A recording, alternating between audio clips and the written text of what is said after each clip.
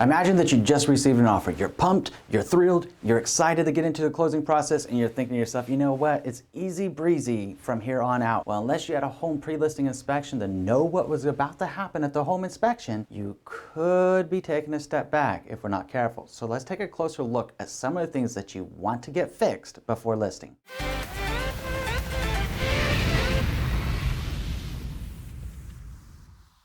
My name is Andrew Finney, and my passion is helping you make sense of real estate. If you need help finding a top agent near you, or if you simply want to drop me a line to say hello, my contact info is below. If you're new here, please go ahead and subscribe to this channel now and like this video. Thank you. All right, my friend, let's get clear on this. It is extremely important, and if at all possible, extremely wise to do a home pre-listing inspection so that you can cut off at the pass anything that's going to come up in the closing process. Whenever you do a home pre-listing inspection, it's going to give you the insight of what another inspector is going to see, because hello, you're contacting a home inspector to inspect your house and expose it. I know that when we live in homes, we're used to seeing it, we believe that we've maintained it really well, but a home inspector is going to provide that fresh perspective to let us know what's going on. Now let's review some of the things that you want to take a closer look at right now before going on the market, and something to discuss with your trusted real estate advisor if you need to make the repairs first. The first thing that you want to examine is your foundation. The easiest way to examine your foundation is to simply go outside and walk around your house on the exterior and then move into the interior. What you're looking for are any cracks in the foundation, any problems that you see as a result of maybe leaching coming from the outside in, like water leaching into the walls and actually breaking the foundation. If that's the case, then you need to contact a structural engineer to come out, assess the situation, and modify and improve anything they can to solidify your foundation. The second thing you want to take a closer look at is the chimney. Now, obviously, if you don't have a chimney, not a big one, go on to the next step. But for those of you that do have a chimney, you want to make sure that it's clean. So before you go on the market, you definitely want to have a chimney sweep at a minimum to clean up the chimney. And if you notice any other issues with the chimney, let's get it fixed now. Now, the other thing with that is the chimney is attached to what? A fireplace. So we need to make sure that the fireplace itself is in good working order, whether it's a wood burning fireplace or a gas fireplace. Let's get it fixed if it needs to get done now. The third thing that you want to address is any moisture or water damage in the house. This is a doozy, because so many people are thinking to themselves, you know what, if there's water damage on the house, it's only going to get worse. I don't know if the house has mold. I don't know if it has this. I don't know if it has that. It's that pit that we get in the stomach that says, oh my God,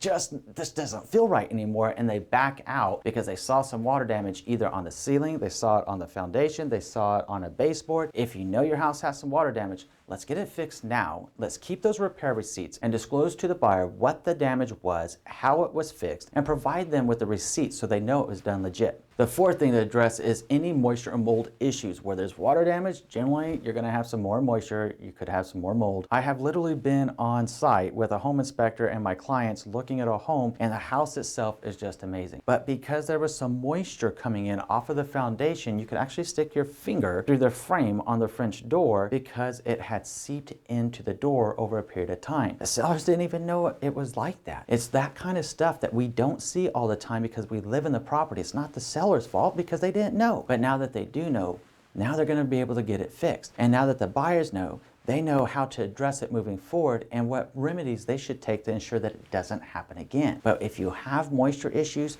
you have mold issues, it's time to get it remediated. It's time to dry out that moisture, and it's time to make full disclosure to the buyer's agent and the buyers so they have peace of mind that everything was done correctly. Please keep your repair receipt so you can show what work was done by which professional company. The fifth thing you want to address are any electrical issues in your house. Now, especially if you're like a DIY person, you're like, you know what, I can go over here and change out that socket. I can go over there and replace that GFCI. GFCI, by the way, is a acronym for ground fault circuit interrupt. Kind of important. They're always in the wet areas of a house, and essentially what it does is it pops the little breaker in there if it looks like water is going to get in there, so it doesn't cause you any electrical harm throughout the rest of the house. That being said, a lot of people are like, hey, I can do that. It's like 35 bucks at the store. I'm just going to go ahead and unscrew it. But what happens if you didn't pay attention to the color of the wires and you invert the wires? It starts not working correctly. So if you got some electrical issues in the house, call an electrician, get it done correct, and of course, save those repair receipts and turn it over to the buyer's agent and the buyers that you choose to work with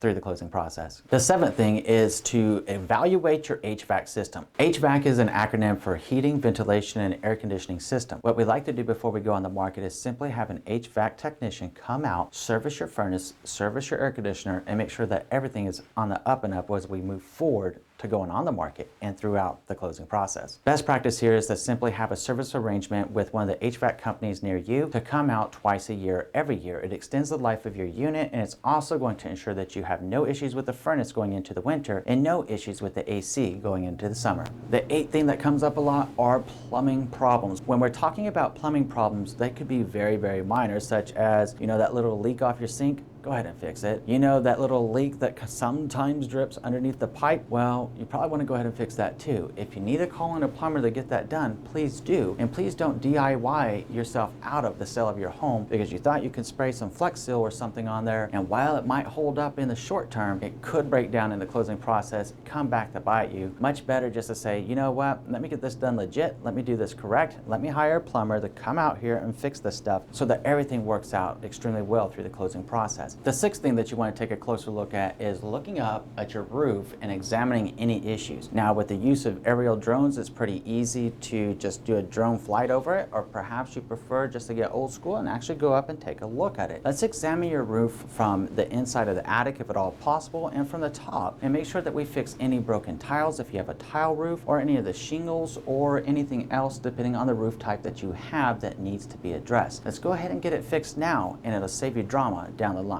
Thinking about these things now before going on the market could be massively powerful to you and your success while on the market and inside of the closing process. Please take the action steps today that are going to set you up for success tomorrow. Okay, so now let's take a closer look at the pros and cons of a home pre-listing inspection and the common repairs that a seller must make after a home inspection. Looking forward to our next conversation. We'll see you in a few.